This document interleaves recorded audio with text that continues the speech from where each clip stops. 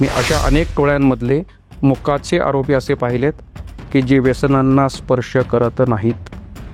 तुम्हाला भाई लोकांसाठी सगळ्यात धोकेदायक व्यसन कोणतं वाटतं, बाई की बाटली? बाई. लॉरेन्स बिश्नोई कसं काय फोनवर बोलू शकतो तुरुंगातून? असं आहे की ती काही फार कॉस्टली अफेअर नाही आहे. अशा व्यक्तीला तुम्ही भेटले का की काही चूक नाही आहे तरी मी जेलमध्ये, म्हणजे त्या व्यक्तीच्या तर मनात काय बितत असेल? खरं सांगू का, म्हणजे दगड मारावा तिथं अशी परिस्थिती सापडेल तुम्हाला जेलमध्ये. काय सांगताय सर? किती पर्सेंटमध्ये तुम्हाला असं वाटतं की एक कपल असतं, लव म्हणजे त्यांचं दोघांचं प्रेम असतं एकमेकांवर, आणि मग काहीतरी भांडण होतं किंवा फॅमिलीला पटत नाही म्हणून त्या मुलावर बलात्काराचा गुन्हा टाकला जातो, मग कोणी खुन्नस काढायला काही करायला, तर तुम्हाला अशी कधीतरी भीती होती का मनात की हा आपल्याला काहीतरी कधी काही करू शकतो किंवा मध्येच मला कुणी उडवून देईल का काय? तुम्ही जेलमध्ये जाऊन आलात, बाकी कैदी जेलमध्ये जातात. संजय राऊत 100 दिवस जेलमध्ये राहिले होते. पॉलिटिशियनला मिळणारी ट्रीटमेंट ही सेम असते का जी सामान्य कैद्यांना मिळते?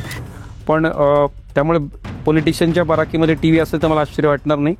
आणि माझ्या माहितीप्रमाणे ज्या एका सेलमध्ये जिथं संजय राऊत यांना ठेवण्यात आलं होतं त्या ठिकाणी पूर्वी कसाबची सोय होती, आणि तो कसाबचा एकमेव सेल महाराष्ट्रात असा आहे जो एअर कंडिशन सेल आहे. त्याला का बरं दिलं होतं सर कसाबला एअर कंडिशन? असं आहे.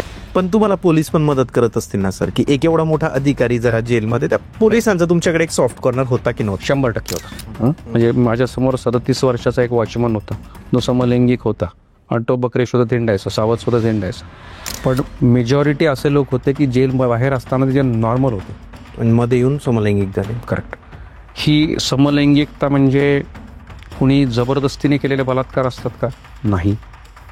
90% केसेस, कदाचित मी 95-98% केसेस म्हणेन, अशा असतात की जे सहमतीनं निर्माण झालेले संबंध आहेत. कारण आम्हाला अशा केसेस माहिती आहेत की ज्यामध्ये लोक एकमेकाला म्हणायचे तुला तंबाखू पुडी देतो, करू दे. लोक समलैंगिक संबंधासाठी तयार व्हायचे. तुम्हाला कधी कोणी अप्रोच केलं का? तुम्ही असं कधी पाहिलंय का सर की कैद्यांना पोलीस अधिकारी येत आहे आणि मारतायत? असं होतं? मारलं जातं तुरुंग? पोलीस नाही मारत, पण जेलवाले मारतात ना, जेल कर्मचारी का मारतात सर? सवय लागली आम्हाला. म्हणजे गोरे इंग्रज गेले आणि काळे आले, हा फरक आहे, बाकी काहीच नाही. मारतात सर. हा, आणि ती भयान मारहाण असते. तुम्ही पाहिली डोळ्याने? अगदी, अनेकदा. बापरे. आणि असंच सर करुण मारहाण. अरे अरे, वय पाहत नाही, काही पाहत नाही, काय संबंध नाही. कोण बघायला येते? तुमच्यावर कधी कुणी हात उचललाय जेलरने? हा, आणि मग ते भयानक मारहाण असते.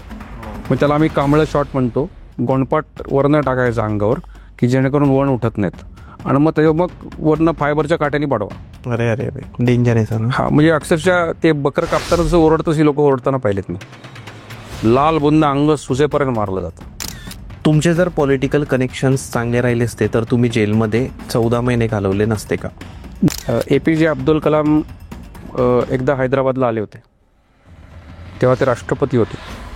मला एक प्रश्न पडला, त्याचं उत्तर द्या म्हणले. ते सत्य असं की इतक्या वर्षात फाशी लागलेला आणि दयेचा अर्ज केलेला एकही माणूस श्रीमंत नव्हता.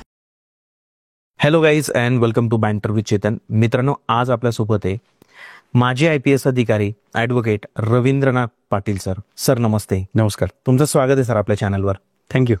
मित्रांनो, आपण भरपूर वेळेस बघतो की एखादा मोठा अधिकारी, एखादा मोठा पॉलिटिशियन तुरुंगामध्ये जातो. काय असतं ना की एखादा सामान्य माणूस तुरुंगात जाणं आणि एखादा मोठा व्यक्ती तुरुंगात जाणं, दोघांमध्ये फरक असतो. आपण लॉरेन्स बिश्नोईला तुरुंगातून डिरेक्टली मीडियासोबत बोलतानाही पाहिलंय, आणि आपण असेही काही गुन्हेगार पाहिले की जे तुरुंगामध्येच मरून जातात, मरण पावतात. आज सर आपल्यासोबत आहे. 14 महिने सरांनी तुरुंगवास भोगलेला आहे, आणि त्या काळामध्ये त्यांच्यासोबत काय काय घडलं आणि त्यांनी काय अनुभवलं त्याबद्दलच सरांनी तुरुंगरंग हे एक बुक लिहिलंय, आणि हे बुक मी पूर्ण वाचलंय मित्रांनो. आज जर हे बुक सरांनी लिहिले तर तुम्ही समजू शकतात की किती अनुभव त्या 14 महिन्यात सरांना आले असतील. या बुकबद्दल तर आपण चर्चा करणारच आहे, पण तुमच्या मनातले आणि माझ्या मनातले सगळे प्रश्न आज आपण सरांना विचारणार आहे. तर सर, तुमचं पुन्हा एक वेळ स्वागत आहे आपल्या चॅनलवर. आभार. सर, लॉरेन्स बिश्नोई कसं काय फोनवर बोलू शकतो तुरुंगातून? असं आहे की ती काही फार कॉस्टली अफेअर नाही आहे. म्हणजे आमच्या काळात सुद्धा जर मोबाईल फोन हवा असेल जेलमध्ये तर साधारण रेट 50,000 रुपये होता. बरं, माझ्या 14 महिन्याच्या जेल मुक्कामामध्ये मी एकदा मोबाईलची बॅटरी हातात घेऊन बघितली. म्हणजे ज्या अर्थी बॅटरी जेलमध्ये पोचली होती त्या अर्थी नक्की मोबाईल कुठेतरी आसपास असणार. बरोबर. एक नक्की. मला जेलमध्ये असताना 1-2 भाई लोक ज्यांना मी त्यांच्या केसमध्ये मदत केली होती, त्यांनी मला कानात येऊन सांगितलं होतं की तुम्हाला हवा असेल तर मोबाईल पोचवतो. म्हणजे अर्थ आसपास कुठेतरी होता. आम्हालाही कधीतरी दीड महिन्यातून ऐकायला मिळायचं की जेलमध्ये मोबाईल सापडला. तसं येरवडा जेल खूप टाईट जेल आहे.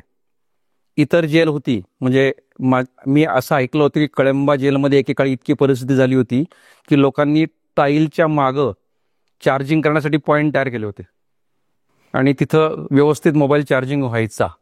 तिथं मोबाईल वापरण्याचेही रेट होते. माझ्या पुस्तकातही लिहिलंय की ज्यावेळेस क्वारंटीन काळामध्ये सुद्धा खूप परिस्थिती अवघड असेल तेव्हा पण मोबाईल वापरता येत होता लोकांना. मला विचाराल तर 14 महिन्यामध्ये हे विधान मी फार जबाबदारीने करतोय. मी एकदाही फोन कानाला लावला नाही. म्हणजे माझ्या आसपास असे लोक भेटायचे मला की जे दावा करायचे की जे मी मोबाईलवर बोलायचो म्हणून, पण मी प्रत्यक्ष पाहिला नाही. पण बॅटरी आणि IQ घटना खूप पाहिल्या. त्यामुळे मला गॅरंटी आहे की लॉरेन्स बिश्नोई काही फार मोठा सेलिब्रिटी नव्हता की ज्याला एकट्यालाच हे सुख मिळालं. आणि हे सुख काही फार कॉस्टली नाही. ज्याला 50,000 रुपये परवडतात त्याला मोबाईल परवडत होता, परवडू शकतो अगदी 100%. बट सर, याच्यामध्ये जेव्हा आपण बघतो की जेव्हा आपण थोडंसं सेंटरला बघू, अमित शहा गृहमंत्री होते त्या पिरियडमध्ये जेव्हा तो इन्सिडेन्स घडला होता आणि मला माझ्यासाठी खूप शॉकिंग होतं. आता मी या बॅकग्राऊंडचा पण नाही किंवा मला जास्त माहिती पण नव्हती, पण अमित शहा इतकं आपण म्हणतो की हे कधी कधी या गोष्टी सेंटरकडून पण पुरस्कृत राहू शकतात का सर? कारण असं म्हटलं जातं की Lawrence Bishnoi is the kind of person की जो खलिस्तानी मेंटॅलिटी जी आहे त्यांना घाबरवण्यासाठी सेंटरनेच पाठवलेला एक माणूस आहे. ती गोष्ट मीडियावर आली, मीडियासोबतचं कम्युनिकेशन. मी ॲज अ थर्ड पर्सन म्हणून तुम्हाला विचारतोय की एक IPS अधिकारीला पण मी ही गोष्ट विचारतोय की हे कधी कधी सिस्टीम पण घडवून आणते का या गोष्टी, की एक खौफ? मला कल्पना नाही सिस्टीम घडून आणते की नाही, परंतु जेलमध्ये असलेला एखादा व्यक्ती ज्याला आपली न्यायव्यवस्था गुन्हेगार मानत असेल, अशा वेळी आपली इंटेलिजन्स एजन्सी, मी हे विधान फार जबाबदारीने करतो, आपला सोर्स मानत असेल तर मला आश्चर्य वाटत नाही. याचं कारण असं की इंटेलिजन्सच्या व्यवसायामध्ये माणूस कायमच राईट आणि रॉंगच्या सीमारेषेवर वावरत असतो. किंबहुना योग्य काय किंवा अयोग्य काय, चांगलं काय किंवा वाईट काय, याच्या तुमच्या आणि माझ्या व्याख्या खूप वेगळ्या आहेत. मी तुम्हाला एक उदाहरण देतो. कहाणी नावाचा चित्रपट होता बघा. त्या कहाणी नावाच्या चित्रपटामध्ये नवाजुद्दीन सिद्दीकीचं एक पात्र आहे. तर नवाजुद्दीन सिद्दीकी IBचा ऑफिसर दाखवलाय आणि तो त्याच्या सहकाऱ्यांना आदेश देतोय की जर नाही जमलं तर याला ठोकून टाकायचे. तेव्हा तो इन्स्पेक्टर व्यथित होतो आणि इन्स्पेक्टर विचारतो, वो लोग भी मार रहे हैं और आप लोग भी मार रहे हैं, दोनों में क्या फर्क है? तेव्हा नवाजुद्दीन सिद्दीकी म्हणतो की वो लोग मार रहे इसलिए गलत है और हम लोग मार रहे इसलिए सही है. ओके, बरोबर. तर आता मी म्हणत नाही की एक खात्रीला एक विधान करत नाही, कारण मला कोणी येऊन सांगितलं नाही अधिकृतरित्या. परंतु यापूर्वीच्या काळामध्ये सुद्धा तुम्ही जर कंपनी नावाचा जुन्या काळातला चित्रपट पाहिला असेल मोहनलालमध्ये, त्यामध्ये मुंबईचा एक अधिकारी जाऊन छोटा राजनला भेटतो क्वालालंपूरमध्ये, किंवा तो कुठं होता मला बघतो, मलेशियामध्येच होता त्यावेळेस तो. तर या घटना त्यावेळेस दाखवल्या होत्या. अशी जर घटना घडत असेल तर मला त्याचं काही आश्चर्य वाटायला नको, कारण शेवटी काय असतं, काही वेळा नॅशनल इंटरेस्ट पेक्षा मोठं काहीच नसतं. मग त्या ठिकाणी असत्य, न्याय, अन्याय सगळ्या गोष्टी सगळ्या विरघळून जातात. बरोबर आहे. फक्त ही पर्टिक्युलर घटना कोणी घडवून आणली का हे मला सांगणं शक्य नाही. बरोबर आहे. पण असं घडू शकतं, कधी कधी इंटेलिजन्स चे अधिकारी या गोष्टी अशा लेवलला करू शकतात. बट त्या घटनेबद्दल तुम्ही बोलताय तुम्हाला माहित नाही आणि ऑब्व्हियसली तेव्हा तुमचं हे नव्हतं. करेक्ट, पण मी फक्त अंदाज व्यक्त केला, बाकी काही नाही. करेक्ट. सर, आपल्या पुस्तकामध्ये मी एक गोष्ट वाचत होतो ज्यामध्ये असं होतं की एक 17-18 वर्षाचा मुलगा जेलमध्ये येतो आणि त्याच्या हातावर म्हणजे त्याच्या बॉडीवर एका लिहिलेलं असतं गुन्हेगार. करेक्ट. तर तो पहिल्यांदाच आलेला असतो. जर तो एकदा जेलमध्ये जाऊन आला आणि परत गेला तर समजा तो लिहू शकतो की गुन्हेगार. एक फॅशन पण वाटते की लोकांना की जेलमध्ये जाऊन आलोय मग तो मोठा डॉन बनून जातो आजकाल. तर त्या घटनेचं जर थोडंसं तुम्ही आपल्या ऑडियन्सला सांगितलं त्याबद्दल. सांगतो. साधारण सप्टेंबर 2022ची घटना असावी. पाऊस पडत होता आणि मी TNB विभागामध्ये राहत होतो. तर नॉर्मली काय होतं की पहिल्या दिवशी जेव्हा प्रत्येक कैदी आत येतो तेव्हा त्या कैद्याला जेल सुपरिंटेंडंट समोर हजर केलं जातं. त्यासाठी त्याला पहिले 24 तास एका विशिष्ट बराकीत ठेवण्यात येतं. त्या बराकीला म्हणतात आफ्टर बराक. तर ही आफ्टर बराक माझ्या बराकीपासून फार जवळ होती. त्यामुळे बहुतेक सगळे नवे कैदी मला बघायला मिळायचे. आणि मला एक छंद होता की बसल्या बसल्या कुणी एखादा बकरा मिळाला गप्पा मारायला, पुस्तकालाही मटेरियल मिळायचं, काहीतरी नवीन सुचायचं आणि असाही वेळ जात नसायचा. त्यामुळे पाऊस पडतोय, मी चहा पितोय आणि ही सगळी मंडळी जे नवीन कैदी आलेत तर त्यांना दाढी कटिंगसाठी लाईनमध्ये उभा केलाय. आणि दाढी कटिंगची पद्धत अशी आहे की तुम्हाला बनियन काढायला लागतो, वर तुम्ही उघडे आहात. ओके. त्यामुळं एखाद्याने जर टॅटू काढला असेल दिसतो. तर या माणसाने इथं गळ्यावर होता. ओके. इथं टॅटू काढलाय, त्याच्यावर लिहिलंय गुन्हेगार. पोरग एवढं टिल्ल 5 फूट पण नाही. ओके. निगडीच्या एका ओटा स्कीमवर राहत होता तो मनुष्य.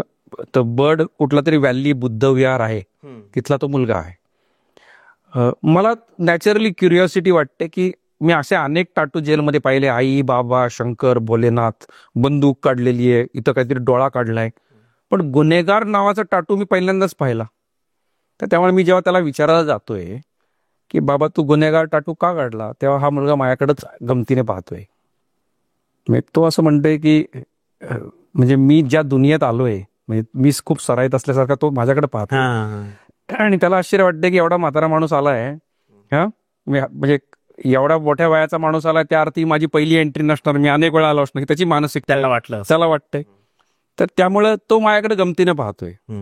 आणि तो गचकन असा वळला उलटा आणि त्यांनी त्याच्या मानेवरचा दुसरा टॅटू दाखवला.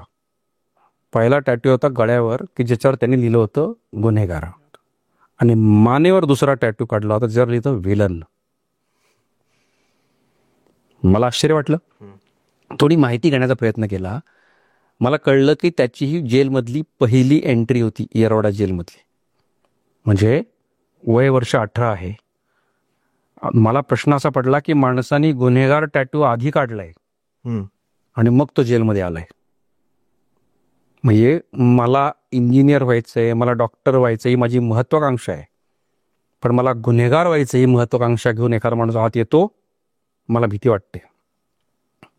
मला 2 कारणं दिसली त्याची, जी फार महत्वाची ते पुस्तक. म्हणून मी टॉपिकचं नावच चेंज केलं, माणूस गुन्हेगार का होतो. पहिलं कारण हे होतं की हा मनुष्य पूर्वी बालगुन्हेगार होता आणि रिमांड होममध्ये राहिला. ओके.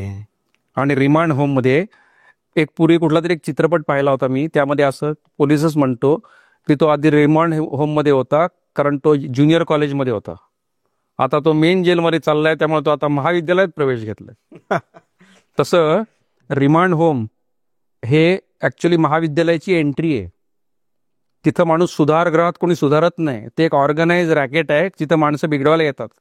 तिथं एक सामान्य कैदी एक सराईत गुन्हेगार होतो, ही ती जागा आहे. आणि त्याचं एक लाईव्ह उदाहरण मी समोर पाहिलं.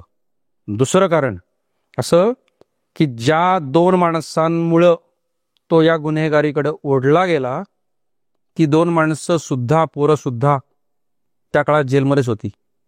आणि या माणसाला घाई झाली होती की कधी मी इथून निघीन आणि कधी त्यांना येरवडा जेलमध्ये जॉईन होईन.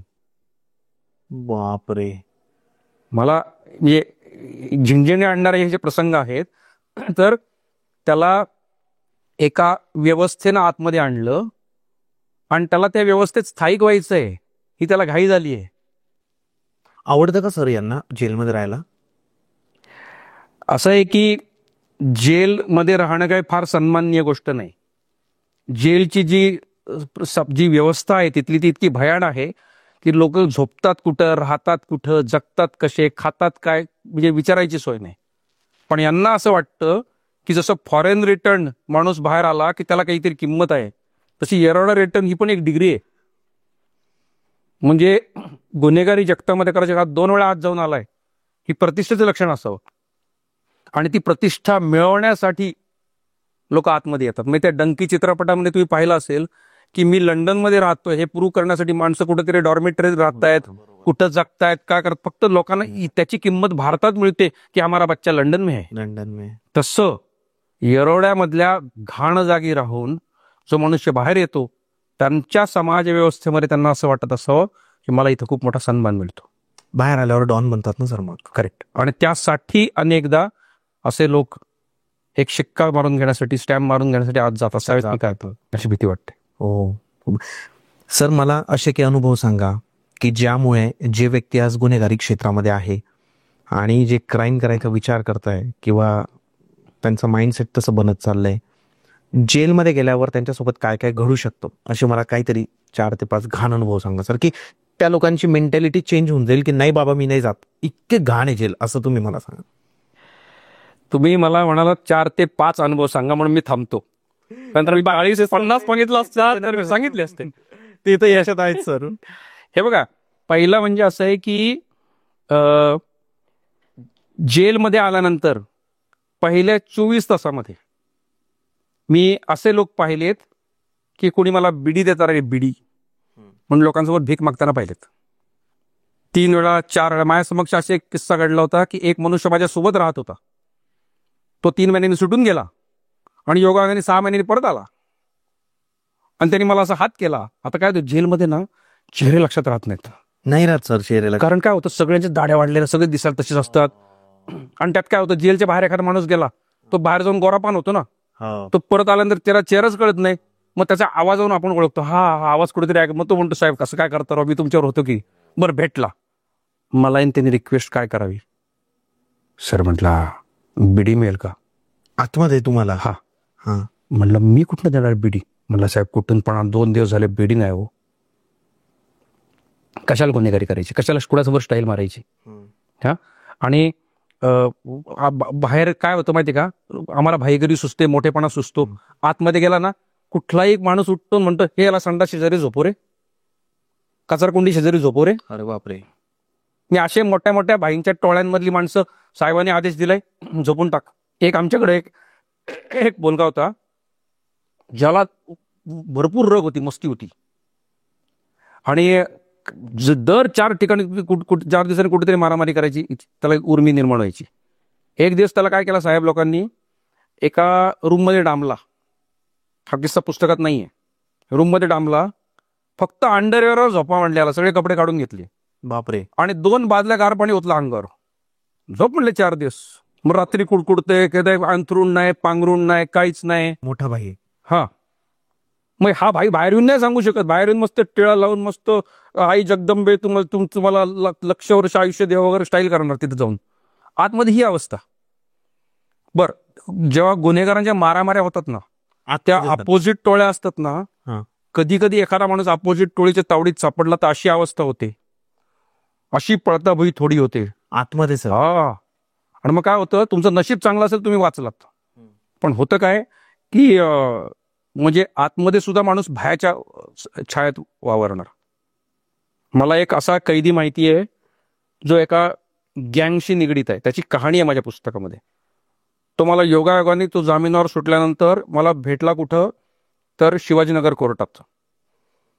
त्याचा एक मित्र मला भेटला आणि म्हटला साहेब तुम्ही असे असे ना. म्हटलं तुम्हाला हा मनुष्य इथं वाट बघतोय म्हणून त्याला इथं बोलवू की. नाही म्हणले साहेब तो येऊ नाही शकत, त्याला धोका आहे ना. तो कोर्टामध्ये तारखेला सही करायला आला तरी 10 ठिकाणी इकडे तिकडे बघत येतो, कारण कोर्टात मला कोणी मारणार नाही म्हणून. दुनियाला सांगायचा मी मोठा भाई आहे, पण दररोज मृत्यूच्या भयात जगतो. हे भाई लोक, मी असं ऐकलंय सर, हे नशे कमी करतात का जे टॉपचे गुंड असतात ते? असं आहे की त्यांचे चेले नशे करत असतील, पण मी असे अनेक गुन्हेगारी क्षेत्रातले मोठे लोक पाहिलेत की ज्यांना कुठलंच व्यसन नाही. आणि जे गुंड आहेत प्रॉपर, हा त्यांना कुठलंही व्यसन नाही. ते दारू पित नाहीत, गांजा उडत नाही, ते दुसऱ्यांना गांजा आणून देतील, ते स्वतः टच नाही करत, स्वतः भानावर असतात. का सर असं?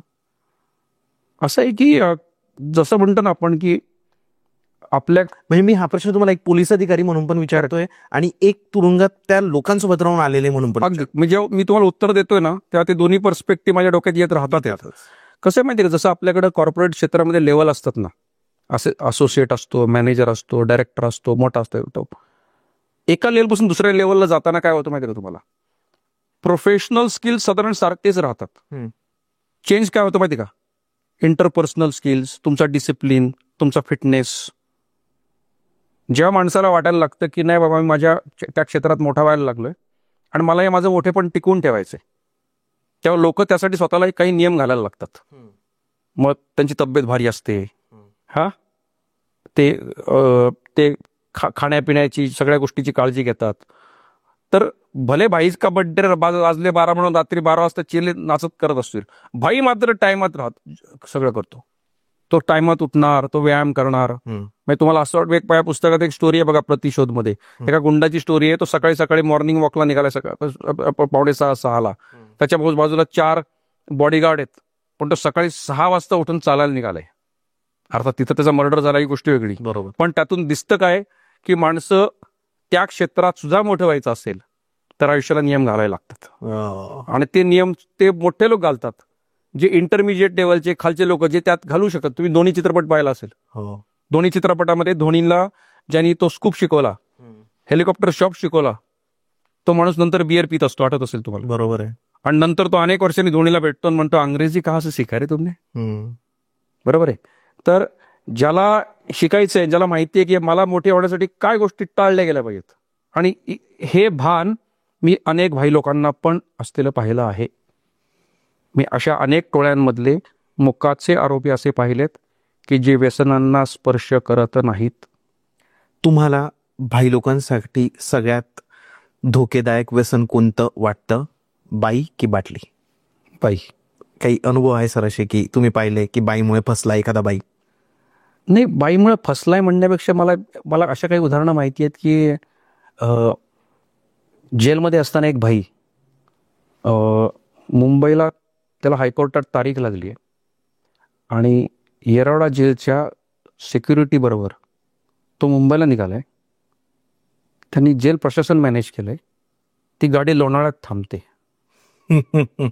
मोठा बाई. हा, लोणावळ्यात त्याला त्याची गर्लफ्रेंडनी ऑलरेडी तिथं बुकिंग करून ठेवलेलं आहे.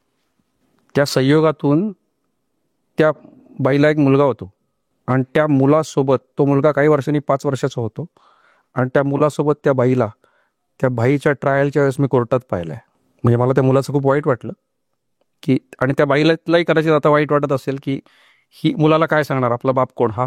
तर त्यामुळं ते त्या व्यसनांमध्ये अडकत जातात आणि त्या व्यसनामधनं एक प्रकारचं व्यसनच म्हणतो, त्यामध्ये ते अडकत जातात आणि ते कुठं ना कुठंतरी त्यांनाच ते झटका देऊन जातं. मोठ्या मोठ्या पॉलिटिशियन्सला पण पाहिलंय सर आपण की 2-2, 3-3 बायका असतात आणि मग दुसरी बाई येते परत आणि मग खूप प्रॉब्लेम होऊन जातात त्यांच्या करिअरमध्ये. मोठे मोठे पॉलिटिशियन्स आहे असे, भारतात पण आहे, महाराष्ट्रात पण आहे. हा, अगदी खरं. आणि ते प्रकार वाढतच चालले. म्हणजे तुमच्या मते तुम्ही जे गुन्हेगारी क्षेत्र पाहिलंय तर त्यापैकी तुम्हाला असं वाटतं की एक स्त्री एखाद्या माणसाला बुडवू शकते?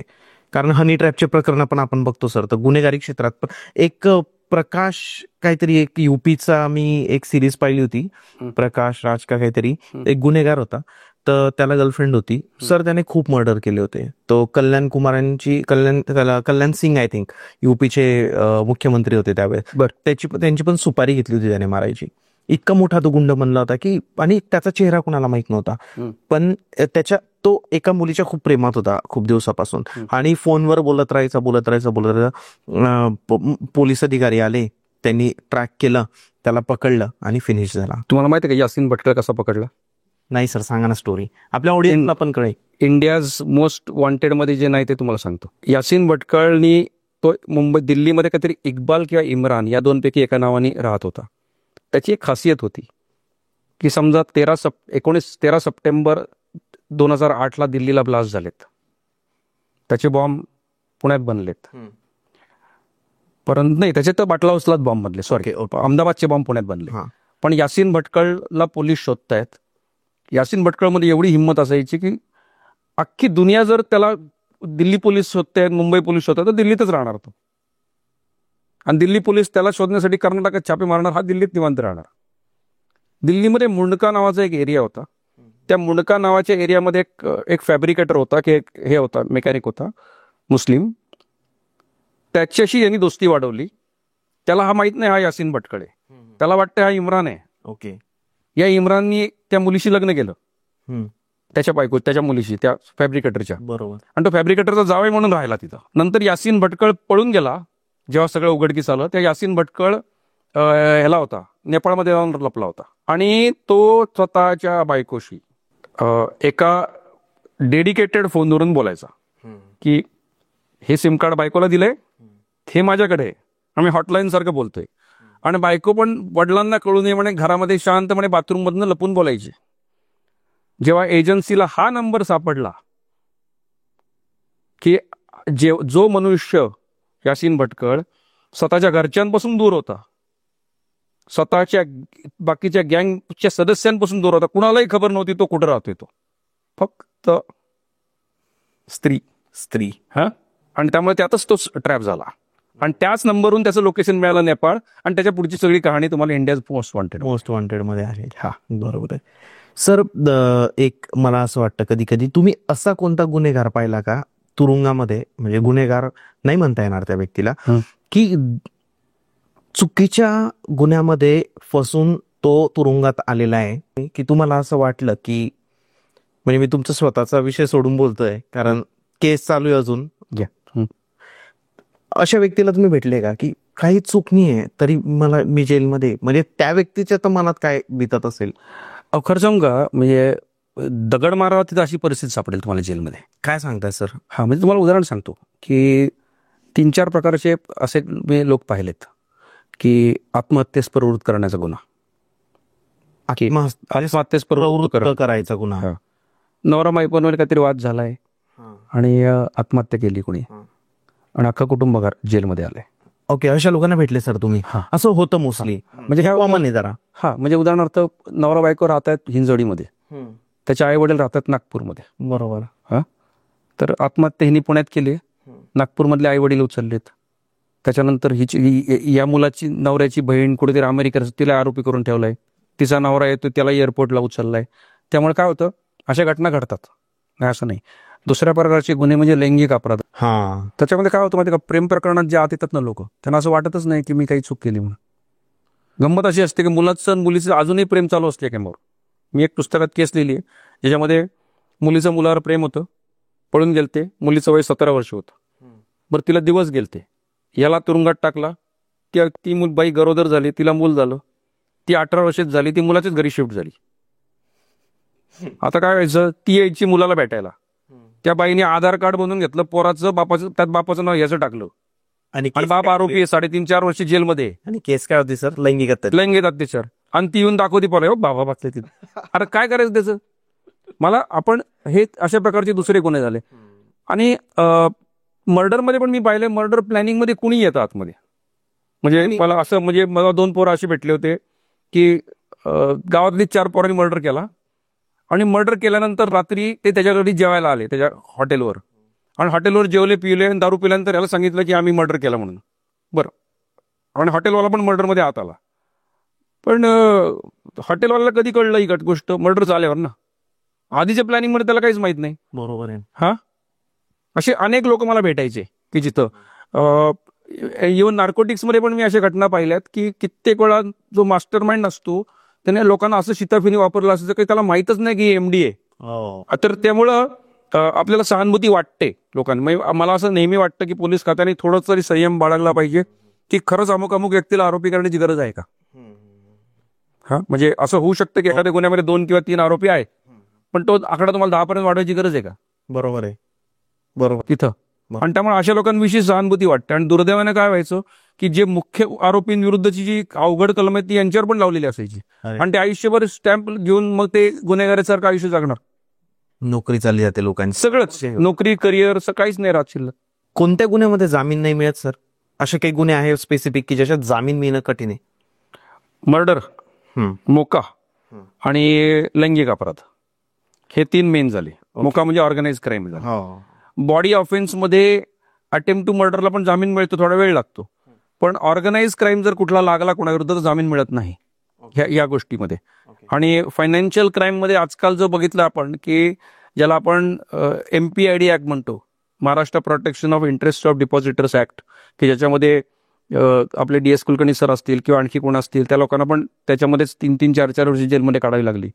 या कायद्यांमध्ये जामीन मिळणं फार अवघड. तुमच्यावर कोणते कायदे लागले? माझ्यावर 420 होता, 409 होता. याचं एक्सप्लेन कराल सर? 420 म्हणजे फसवणूक झाली, फसवणूक झाली. 409 म्हणजे क्रिमिनल ब्रीच ऑफ ट्रस्ट म्हणजे विश्वासघात करणे झाला. बरं. माझ्या विरुद्ध MPID लावला होता जो सुदैवानं कोर्टाने 7 दिवसांनी उडवला. ओके. हा त्यातून ते एका बाहेर पडलो तिथं. आणि बाकी चुटपुट करणं, फोर्जरीचं कलम, आर्थिक गुन्हे म्हणले की एक फोर्जरीचं कलम ते आलंच पाहिजे. म्हणजे आपण म्हणतो ना की पोहे तिला त्याच्यावर शेव टाकलीच पाहिजे, तसं ते फोर्जरीचं कलम काही ना काही कलम टाकले जातात. त्यामध्ये ती ऍड झाली होती. लैंगिक अत्याचार एक विषय सर तुम्ही मांडला की त्याच्यामध्ये जामीन मिळणं कठीण आहे. पण सर आपण असं बघतो, म्हणजे त्याबद्दल आपण बोललोच, पण थोडं डिटेलमध्ये जर बोलायचं झालं तर किती पर्सेंटमध्ये तुम्हाला असं वाटतं की एक कपल असतं, लव म्हणजे त्यांचं दोघांचं प्रेम असतं एकमेकांवर, आणि मग काहीतरी भांडण होतं किंवा फॅमिलीला पटत नाही म्हणून त्या मुलावर बलात्काराचा गुन्हा टाकला जातो, हे असं किती पर्सेंट होतं की, आणि ऍक्च्युअल बलात्कार हा किती वेळेस कुठे कुठे होतो, म्हणजे किती पर्सेंट मध्ये होतो? असं आहे की मी त्याला पर्सेंट जर सांगायचं झालं तर साधारणपणे 2/3 प्रकरणं जी आहेत आजच्या घडीला, जी काही जेलमध्ये माणसं सडत पडली आहेत, ही सगळी प्रेम प्रकरणातली आहेत. त्याला मी रोमॅन्टिक पॉक्सो किंवा रोमॅन्टिक हा सेक्शुअल असॉल्ट असं म्हणू शकतो आपण त्याला, की हे झाले सहमतीने झालेले संबंध आहेत. सहमतीने, पण ती सहमती काही अपेक्षेने झाली, ती आता अपेक्षाभंग झाले. म्हणजे सहमती या अपेक्षेने झाली की हा मनुष्य माझ्यावर लग्न करेल, जे केलं नाही. मला अशाही केसेस माहिती आहेत की जेव्हा लोकांनी अक्षरशः FIR हा एक म्हणजे एक बार्गेनिंग टूल म्हणून वापरलाय की तू माझ्याशी लग्न कर, नाहीतर असं असं होईल. तर अशा केसेस 2/3 आहेत, हे मी अतिशय जबाबदारीने म्हणू शकतो तिथं. आणि मला असं नेहमी वाटतं की या केसेस आणि जे खरेखुरे बलात्कार आहे यात फरक करणं गरजेचं आहे सर, खूप गरजेचं आहे. त्याचं कारण असं आहे की आम्ही काहीतरी चुकीचा संदेश देतोय समाजाला की आमच्याकडचे बलात्काराचे गुन्हे वाढले किंवा आमचा देश महिलांसाठी अधिक असुरक्षित झाला. वस्तुस्थिती तशी नाही. वस्तुस्थिती अशी आहे की 2 माणसं एकमेकावर प्रेम करतात, काही वेळा अपेक्षाभंग होतो, काही वेळा ती गोष्ट एक्सपोज होते, काही वेळा दोघांमधली जात वेगळी निघते, काही वेळा दोघांमधला धर्म वेगळा निघतो आणि त्याला एक वेगळं स्वरूप येतं आणि त्यातून हे गुन्हे रजिस्टर होतात. मुलगी काय करते, मुलगी सामाजिक भान सांभाळते आणि तिला लक्षात येतं की आपल्याला जर जगायचं असेल तर आपल्याला कुणाची तरी गरज आहे. आधी ज्याची गरज होती तो तर तुरुंगात गेला, आता मला माझी गरज आई बापाची आहे. ती पार्टी बदलते मुलगी. आणि दुर्दैवाने काय झालंय, आपल्याकडे मुलीने इंडिपेंडंट आयुष्य जगावं अशी समाज व्यवस्था आम्ही निर्माण केलेली नाही. त्यामुळे ती अवलंबून आहे कोणावर तरी. बरोबर, डिपेंडंट आहे ती. आणि त्यामुळे अशा प्रकारचे जे गुन्हे आहेत ते गुन्हे म्हणजे आपल्याकडे एक पूर्वी 276 काहीतरी N कलम होतं, 376 2N काहीतरी कलम होतं की ज्याच्यामध्ये हे आश्वासनापोटी होणारे बलात्कार अशा प्रकारचं कलम, त्यालाही लाईफ इम्प्रिझनमेंटची तरतूद होती. मला असं वाटतं की कायद्यानी या अपेक्षा पोटपोटी होणाऱ्या घटना आणि जोर जबरदस्तीने होणाऱ्या घटनेत फरक केला पाहिजे. जोर जबरदस्तीच्या घटना आहेत आणि मी तुम्हाला आश्चर्य म्हणून सांगतो, अशा घटना कैदी पण नाही सहन करत. मध्यंतरी एक तेजस नावाचा पोरगा आला होता, 7 वर्षाच्या पोरीला त्यांनी रेप केला, मर्डर केला, तिची बॉडी घरात पुरली आणि त्याच्या आईनी पण काही मदत केली त्याला. ती घटना खूप गाजली मध्यंतरी. तो जेव्हा जेलमध्ये आला तेव्हा मला एक विचित्र चित्र पाहायला मिळालं की रोमॅन्टिक रेपचे आरोप असलेले कैदी याला मारायला निघालेत. ऐका, त्यातला एक कैदी माझ्या समक्ष म्हणतो की याला इथंच फाशी दे रे. मी म्हणतो चला याच्यावर पण रेपचा आरोप आहे, त्याच्यावर पण रेपचा आरोप, पण हा म्हणतो नाही आमचं तर प्रेम प्रकरण आहे, तुझा रेप आहे. मला काय म्हणायचं माहितीये का, या माणसांनी पण एक नैतिकता जपली आहे की मला एक मुलगी आवडायची, तिच्यावर मी प्रेम केलं, आता ते फिसकटलं असेल मान्य, पण त्या पर्टिक्युलर क्षणाला आम्ही दोघे एकमेकाच्या प्रेमात होतो, मी त्याचा गैरफायदा नाही घेतला. पण इथं उलट झालंय. तर मला असं वाटतं जी लाईन यांनी ड्रॉ केली ना ती कायद्याने नाही ड्रॉ केली, ती करायला पाहिजे. बरोबर आहे सर. खूप सुंदर पद्धतीने तुम्ही या गोष्टीला ही व्हायला पाहिजे. सर काय होतं ना की एखादा माणूस खूप चिडतो, जेव्हा आपण बघतो भयानक चिडलेला असतो, त्याच्यातून त्याच्या हातून एक गुन्हा होतो. मोस्टली म्हणजे जे असे बाकीचे गुन्हे असतात तर ते तसेच होतात, की संताप आहे किंवा पॉलिटिकली जर बघायला गेलं तर इगो मध्ये हे होतं की नाही त्याला उडवण्याचं ते मला पाडतो का, मला असं करतो का, त्याच्यातून होतो. तो व्यक्ती मेल्यानंतर समोरचा, ज्या व्यक्तीने ते कृत्य केलेलं आहे त्याला पस्तावा होतो का सर? आणि प्रत्येक कैद्याला पस्तावा असतो का? काय वाटतं तुम्हाला? हे बघा, कारण आपण कसं की मी माझ्यावरून सांगतो, मी एखाद्या मित्रासोबत जर भांडलो तर आपण बोलतो अरे तुला कळत नाही का हे ते असं, पण आपल्याला नंतर लगेच वाईट वाटतं यार आपण आपला मित्र आहे कशाला भांडलो. कैद्यांचं पण तसं असतं का? हे बघा, सामान्य माणूस आणि कैदी यातला हाच सगळ्यात मोठा फरक आहे, की सामान्य माणसाला हे अँगर मॅनेजमेंट येतं. आपण ज्याला संस्कार म्हणतो ना, त्यातलं संस्कारातलं सर्वात महत्वाचं तत्व म्हणजे अँगर मॅनेजमेंट आहे. तुम्ही जेव्हा एखाद्याला रागावला, टू अर इज ह्युमन, त्याच्यानंतर तुम्ही जेव्हा त्याला फोन करून सांगता अरे माझी चूक झाली, माझ्या बाबतीत होतं आजही, मी कधीतरी कोणाला बोललो, मी संध्याकाळी फोन करून सांगतो अरे मी थोडा जास्त रागावलो, ठीक आहे बरोबर. हा, असं तर मग जो डायलॉग आहे ना आपल्या लगेरो मुन्नाबाईमध्ये, सॉरी बोल देणे का यार, आणि तेव्हा तो मुन्नाबाईला सॉरी बोलताना जो त्रास होतो ना आतून, तीच अवस्था या गुन्हेगारांची पण असते. कारण सॉरी बोलणं सोपी गोष्ट नाही, सॉरी बोलण्यासाठी फार मोठे संस्कार लागतात. तर मग अँगर मॅनेजमेंट नसल्यामुळं बऱ्याच वेळा जोपर्यंत माणूस पकडला जात नाही तोपर्यंत लोकांना अभिमान वाटतो की माझ्याशी खुन्नस घेतली, मी टपकवला. त्याला पश्चाताप जो होतो ना, तो पश्चाताप मला कल्पना नाही, कारण माझं तेवढं सायकोलॉजिकल असेसमेंट असेल की नाही माहित नाही. त्याला मला अटक झाली याचं वाईट वाटतंय का मी रागावलं याचं वाईट वाटतंय, तर अटक झाल्यामुळे मी रागावलं याचं वाईट वाटतं हे मला माहित नाही. बरोबर आहे. पण काही वेळा लोकांना वाटतं, मला शिक्षा लागलेले, माझ्यावर एक कैदी होते, त्यांचं नाव बदललंय मी पुस्तकामध्ये, त्यांचं नाव मनोहर म्हात्रे म्हणून नाव दिलंय. 64 वर्षाचा माणूस होता, वॉचमन होते माझ्यासोबत, आणि माझे त्यांचे खूप चांगले संबंध होते. असं मला आठवतंय की ज्यावेळी दिवाळी होती त्या दिवाळीच्या दिवशी आपला उटणं लावण्याची परंपरा आहे ना, म्हणून दिवाळीच्या दिवशी मी त्यांना गरम तेल करून उटणं लावलंय आणि त्यांनी मला लावलंय. बरोबर. हा, त्यांनी मला असं मस्त अर्धा तास सोडून दिलं, मी त्यांना सोडून दिलंय दणकून, मी त्याला चंपी करून दिली. हा मनुष्य एकदा बोलताना मला म्हणाला होता की शेजारच्या शेतामध्ये, शेजारच्याची गुरं माझ्या शेतामध्ये चरायला यायची. राग एकदा अनावर झाला आणि मी एकदा दाणकं उचललं, डोक्यात मारलं म्हणलं समोरच्या. ते चक्कर येऊन पडला, त्याला मीच हॉस्पिटलमध्ये ऍडमिट केलं. 3 दिवसांनी गेला म्हणे. पोलिसांनी मर्डरचं कलम लावलं होतं, कोर्टाने त्याला सदोष मनुष्यवध केलं, 10 वर्षाची शिक्षा झाली. 50व्या वर्षी घटना घडली, 60व्या वर्षी शिक्षा लागली, 64व्या वर्षी ते जेलमध्ये होते. 70 पर्यंत जेल आता नाही. नशिबाने मध्यंतरी सुप्रीम कोर्टाने एक निर्णय घेतला की जे कैदी 60 उलटलेले आहेत आणि ज्यांची 50% शिक्षा पूर्ण झाली आहे त्यांना सोडून द्या. हा निर्णय का सर? आणि त्यांनी मोठे भाई लोक आता म्हातारे लोक पकडतील गोळी माराय. हा म्हणजे अजून तरी असं दिसत नाही. आता उलटा ट्रेंड आहे, 15 वर्षाची पोरं पकडायची, 16 वर्षाची पोरं पकडायची, आणि ते करतात हो, आणि त्याला एवढी मिळतात ना पोरं. तर त्यामुळे आता मनोहर म्हात्रे नाव बदललेले, बाहेर सुटून बाहेर आले, मला फोन करतात मधनं, घरी शेतामध्ये गवारची भाजी बिजी लावली, आता आले की पाठवतो वगैरे, चर्चा चालते आमची. अरे वा. तुरुंगामध्ये असताना कुणाची भीती वाटली का अशी की एखादा कैदी खूप मोठा डॉन आहे किंवा असं काही आहे आणि ज्याने तुम्हाला धमकावलं, किंवा त्यानं तुम्ही होते सर पोलीस खात्यामध्ये, तर तुमचे पण कोणाशी वैर राहिलं असेल किंवा काहीतरी लिंक वगैरे, कारण आता तुम्ही ऍज अ बघायला गेलं तर सेलिब्रिटी कैदी होतं तिथं. म्हणजे हे शब्द काही फार प्रतिष्ठेचे नाहीये, हरकत नाही, तुम्ही तसे होते. तर कसं असतं ना, जेव्हा एखादा मोठा पॉलिटिशियन जातो, मोठा अधिकारी जातो, तर ही गोष्ट सगळीकडे पसरते. बरोबर आहे. मग कोणी खुन्नस काढायला, काही करायला, तर तुम्हाला अशी कधीतरी भीती होती का मनात की हा आपल्याला काहीतरी कधी काही करू शकतो, किंवा मध्येच मला कुणी उडवून देईल का काय?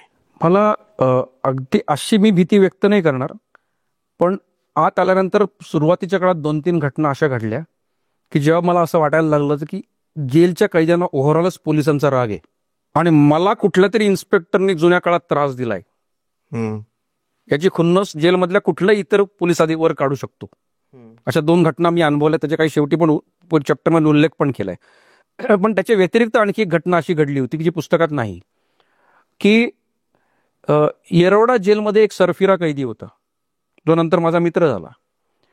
तर हा कैदी एकदा रात्री, त्याला काय व्हायचं माहितीये का, त्याला जेलमध्ये पैसे देऊन साहेबांच्या मर्जीन राहणाऱ्या कैद्यांचा राग होता.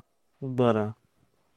त्यांनी 1-2 वेळा माझ्याबद्दल असं ऐकलं की मला थोडी मोकळीक मिळते, मी इकडे तिकडं निवांत वावरतो. आणि त्याचा असा समज होता, कारण त्याला माझी काहीच बॅकग्राऊंड माहीत नव्हती.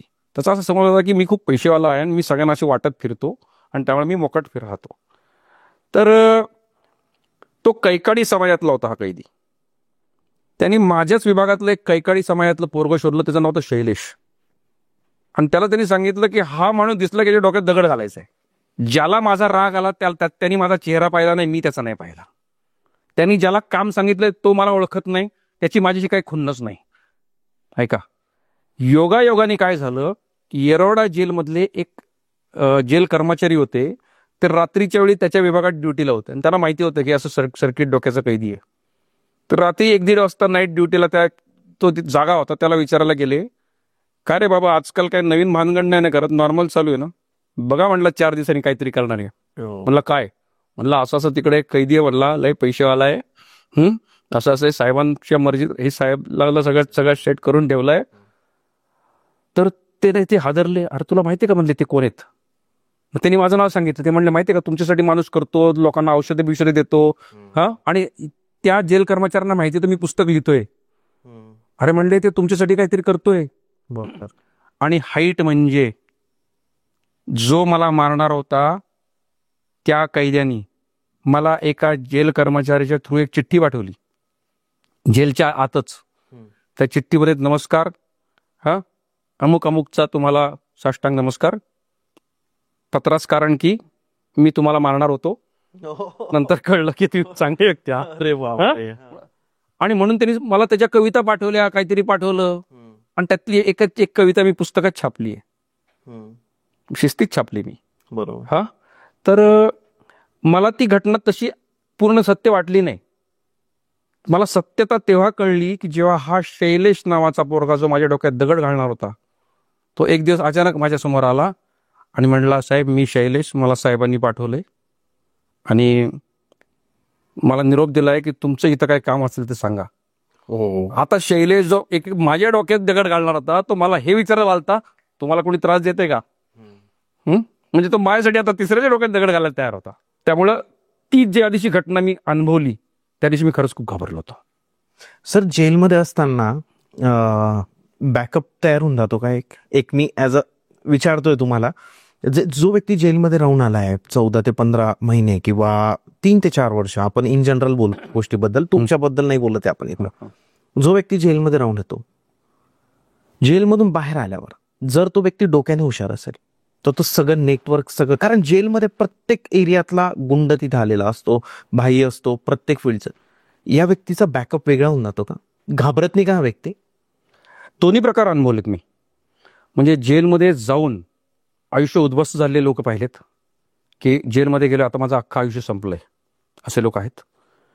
दुसरे प्रकारचे लोक पाहिलेत की मी जेलमध्ये गेलोय आणि मी स्ट्रॉंग नेटवर्क डेव्हलप करून बाहेर पडलो. नेटवर्क बाहेर, आणि ते एक्स्ट्रॉर्डिनरी नेटवर्क असतं जेलमधलं. जेलची दोस्ती, मी जेलमध्ये 4-5 उदाहरणं लिहिली आहेत, मला फटाफट सांगतो. 2 कैदी 2020-21च्या काळात, कोरोना काळात एकत्र भेटले, एकत्र एकाच याच्यामध्ये रूम मध्ये राहिले, एकत्र जेवले, खाल्ले, दोस्ती झाली. त्यातला एक सराईत होता आणि एक असाच बुरटा होता. तो बुरटा बाहेर आला, सराईतीच्या संपर्कात राहिला आणि सराईच्या सांगण्यावरून त्यांनी कात्रज आंबेगाव रस्त्यावर एका माणसाला दिवसा ढवळ्या ठोकला. ज्याला ठोकला त्याला ओळखत पण नाही, का नाही म्हणला, साहेबांनी आपल्या यांनी सांगितलं, विषय संपला. दुसरी घटना की असाच एक कामवाला पोरगा होता, सीजे विभागात राहायचा, असाच कोणाच तरी संपर्कात आला. गंमत ऐका, तो ज्याच्या संपर्कात आला तो पण एका भाईचा चेला होता. तो म्हणलं लक्षात ठेव आपण या गँगचे आहोत, हा आपला भाई आहे. तो भाई बाहेर आहे बरं का, भाई आतमध्ये नाहीच आहे. नाहीये. यांनी आतमध्ये बसून भाईची लॉयल्टी तयार केली. चेल्यानी दुसऱ्या माणसाला आपला गुरु, आपला देव हा आहे जो बाहेर आहे हे त्याला पटवून दिलं. हा मनुष्य बाहेर आला, त्याचं नाव मी बदलून दिलंय सुदर्शन घेवडे. त्याचं नाव वेगळं आहे थोडंसं. बरोबर.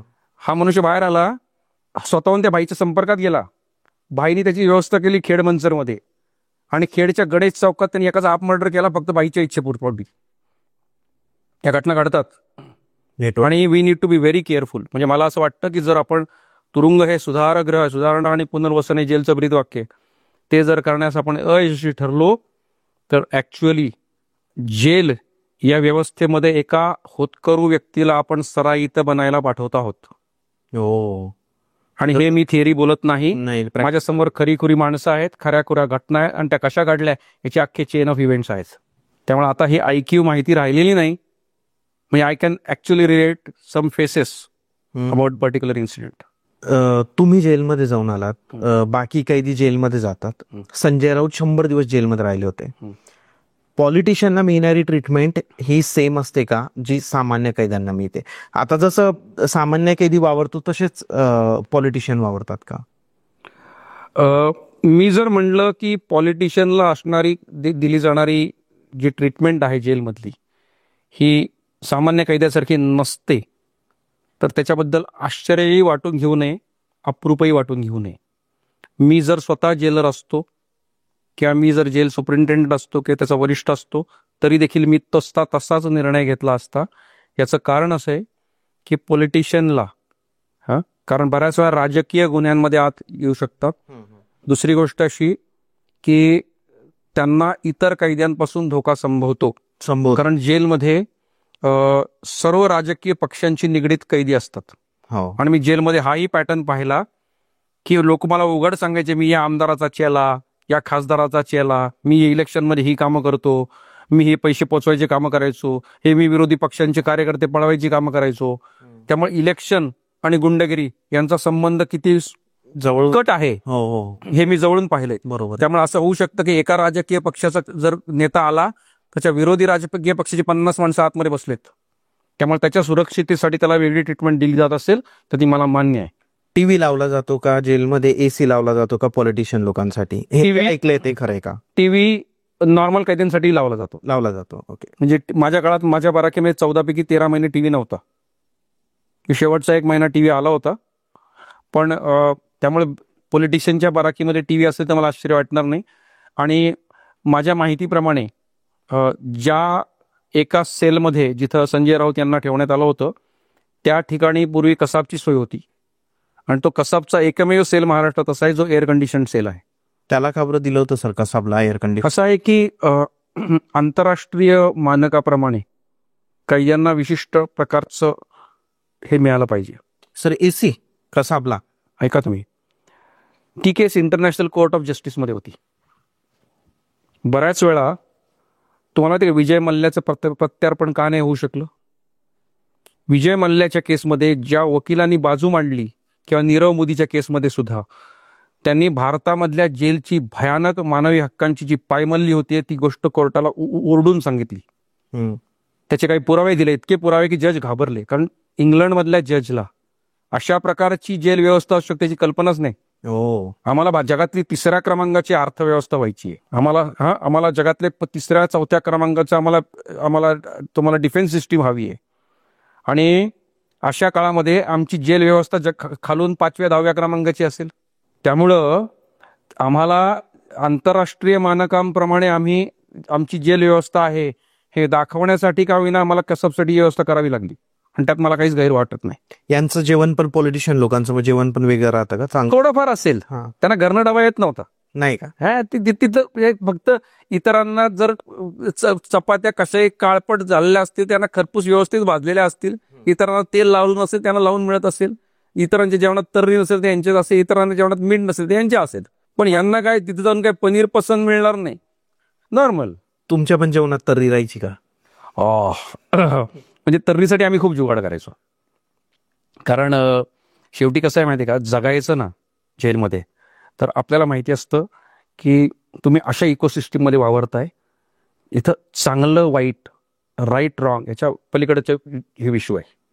जगण्यासाठी जे चांगलं ते चांगलं. पर बाकीचे लोक जेवणासाठी जुगाड करायचे, मी एक वेगळ्या प्रकारचा जुगाड केला होता. मी ज्या बाराकीत राहायचो त्याच्या शेजारी एक नवीन बाराक बांधायचं काम चाललं होतं. तिथं कामगार बिगारी यायचे, ते बिगारी जेल बाहेरून यायचे. आता व्हायचं कसं की ते स्वतःचा डबा आणायचे, जेलवाले यांचा डबा आत येऊ द्यायचे नाहीत कारण सिक्युरिटी रिस्क आहे. मग यांनी काय जेवायचं, तर यांना 1-2 दिवस जेलचं जेवण खाऊ घातलं, ते गेले पळून, तर कामवाले कामालाच यायला तयार नाहीत. मग तुम्ही विचार करा, मी कैदी आहे, तो बिगारी आहे. बिगारी म्हणतो सॉरी मी हे जेवण जेवणार नाही. आता त्याला जोपर्यंत चांगलं जेवण देत नाही तोपर्यंत तुझी बिल्डिंग होत नाही. मग जेलच्या 7,000 कैद्यांसाठी जे घाण जेवण बनायचं, पण या 50 लोकांसाठी आम्ही तर्रीदार चांगलं म्हणजे रोजंदारीवर काम करणारा कामगार जेलमधला हा आमच्यापेक्षा चांगलं जेवण जेवत होता. तर तेव्हा मला अचानक असं कळलं की रोजंदारीवर काम करणाऱ्या कामगारांसाठी मदत म्हणून किंवा तिथल्या जागेवर पाणी मारण्यासाठी 2-4 पोरं हवी होती. आणि म्हणून मी माझ्या इथलंच एका पोराला सांगितलं की तुला मी घुसवून देतो, तुझा तिथं फक्त एक काम करायचं, आपल्यासाठी थोडं जेवण बाजूला काढायचं. मग तो तिथं पाणी मारायचा, फुकट काम करायचा, आणि तेवढ्या वेळात आमची एक वाटीभर आम्ही तर्रीचं भारत जेवण घेऊन यायचो आणि 5-6 लोक खायचो. पण तुम्हाला पोलीस पण मदत करत असतील ना सर, की एक एवढा मोठा अधिकारी जरा जेलमध्ये, त्या पोलिसांचा तुमच्याकडे एक सॉफ्ट कॉर्नर होता की नव्हता? 100% होता. 100%. मी तुम्हाला सांगू, तुम्ही थँकफुल आहे त्यांच्यासाठी? 100%. म्हणजे मला असे काही लोकांबद्दल मी नावं लिहिले, त्यांच्याबद्दल बरोबर आजही मी आहे. काही लोक मला म्हटले लिहू नका, आम्हाला त्रास होईल म्हणून. ठीक आहे, परंतु लोक खूप चांगली होती. मी त्यात उल्लेख केला, रात्री 3 वाजता मला चहा यायचा, लवकर उठायचो, मला पहाटे कोणीतरी चहा आणून द्यायचं. कधीतरी दुपारच्या वेळी असं व्हायचं सगळ्यांना लॉक करायचे, मला कधीतरी बाहेर काढायचे, गप्पा मारत बसायचे. जेलर लोकही गप्पा मारायचे कधीतरी, त्यामुळं तेवढा रिस्पेक्ट जरूर दिला. मी 1-2 वेळा बाहेर सोशल मीडियावर उल्लेख केला की जर आठवड्यातून एकदा किंवा कधी कधी जास्तीत जास्त 2दा जर तुम्हाला हॉस्पिटलला जायला मिळत असेल तर मला अक्षरशः 5-5 दिवस रोज हॉस्पिटलला गेलो. मला एक केस तोडा झाला होता पायावर, त्याची पुराण आजही आहे. तर त्यावेळेचे जे जेल सुपरिंटेंडंट होते मरसाळे, तर त्यांनी माझ्यासाठी 5 दिवस मला टॅक्झिमचं इंजेक्शन ससूनवरून मागून दिलं होतं. एवढी मदत जेलनी केली. हा, म्हणजे पण याचा अर्थ त्यांनी मला काही तर्रेदार जेवण नाही दिलं, तर माझं मला जुगाड करून घ्यावं लागेल. बरोबर, पण एवढी केली नक्की. करेक्ट. सर, असं तुम्हाला कधी जाणवलं का की समलिंगी बनून जातात जेलमध्ये? असा हा प्रमाण किती आहे? कोणी ठरवून नाही बनत, पण वय, अर्ज आणि तुम्ही किती काळ राहता, याच्यावर खूप गोष्टी ठरतात तिथं. म्हणजे मी काही शिक्षा लागलेले कैद्यांनाही समलिंगी झालेले बघितले, की ज्याला माहिती आहे आता मी आयुष्यभर माझा जन्मठेपच लागली आहे. म्हणजे माझ्यासमोर 37 वर्षाचा एक वॉचमन होता, तो समलैंगिक होता आणि तो बकरे शोधत हिंडायचा, सावध शोधत हिंडायचा. मी असेही कैदी पाहिलेत की जे जेल बाहेर पण समलैंगिक होते आणि ते कंटिन्यू झाले आतमध्ये. पण मेजॉरिटी असे लोक होते की जेल बाहेर असताना जे नॉर्मल होते, मध्ये येऊन समलैंगिक झाले. करेक्ट. ही समलैंगिकता म्हणजे कोणी जबरदस्तीने केलेले बलात्कार असतात का? नाही. 90% केसेस, कदाचित मी 95-98% केसेस म्हणेन, अशा असतात की जे सहमतीनं निर्माण झालेले संबंध आहेत. आता ती सहमती प्रेमापोटी होते का स्वार्थापोटी, हा संशोधनाचा विषय. कारण मला अशा केसेस माहिती आहेत की ज्यामध्ये लोक एकमेकाला म्हणायचे तुला तंबाखू पुडी देतो, करू दे. लोक समलैंगिक संबंधासाठी तयार व्हायचे. आणि ते मला कितीही अनाकलनीय वाटवलं तरी देखील जे आहे ते आहे, ते स्वीकारलं पाहिजे सत्य. जेलमध्ये पुरुषावरच जबरदस्ती करून बलात्कार करू शकतो का? असं झालं? अशा घटना मी फक्त पुस्तकात वाचल्यात. माझ्या जेल मुक्कामात एक पण घटना माझ्या समोर नाही आली. असं नाही पाहिलं तुम्ही कधी? जेल मुक्कामात मला अशा घटना कायम दिसल्या की कुणीतरी कोणाच्या तरी मागं लागले. म्हणजे मी तुम्हाला आश्चर्य वाटेल, लोक एखाद्या पर्टिक्युलर म्हणजे मुलगी पटवतो ना, तसं मुलगा पटवण्यासाठी लोक क्लुप्त्या योजायचे. बापरे. पण अशा क्लुप्त्या करून काही वेळा यश मिळायचं, काही वेळा अपयशी व्हायचं. ब्रेक म्हणजे डिप्रेशन मध्ये जात असेल मग यार पटला नाही, असं पाहिलं सर तुम्ही? असं व्हायचं. तर त्यामुळं जे पुरुषांबद्दल झोरणारे कैदी पाहिले आणि पुरुषांना आपल्या प्रेमाच्या किंवा कुठल्याही शारीरिक सुखाच्या जाळ्यात ओढणारे कैदी पाहिले. तुम्हाला कधी कोणी अप्रोच केलं का? नाही, कदाचित त्या एज ग्रुपमध्ये मी मोडत नसावं. त्यांना कसं 18-20 वर्षाची अशी तरणी म्हणजे माझ्या एज ग्रुपमधली माणसं उपभोग घेणाऱ्यांपैकी होते.